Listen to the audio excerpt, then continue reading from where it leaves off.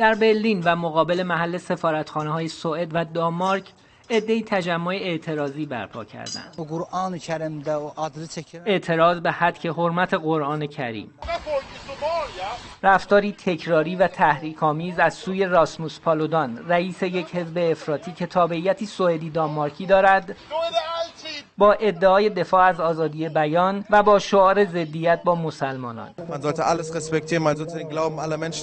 این آزادی بیان نیست، حرمت شکنی به اعتقادات مردم و همه مسلمانانه. همونطور که به آتش کشیدن نشانهای کشورها رو تحت پیگرد قرار میدن، ارتکاب به این کار هم باید با مجازات همراه بشه. 2 روز بعد از رفتار موهن پالودان در استکهلم سوئد و مقابل سفارت ترکیه که با مجوزهای دولتی هم همراه بود، این رفتار در لاهه هلند هم تکرار شد. از سوی فردی به نام ادوین واگنسفلد، رئیس بخش هلندی گروه افراطی موسوم به پگیدا.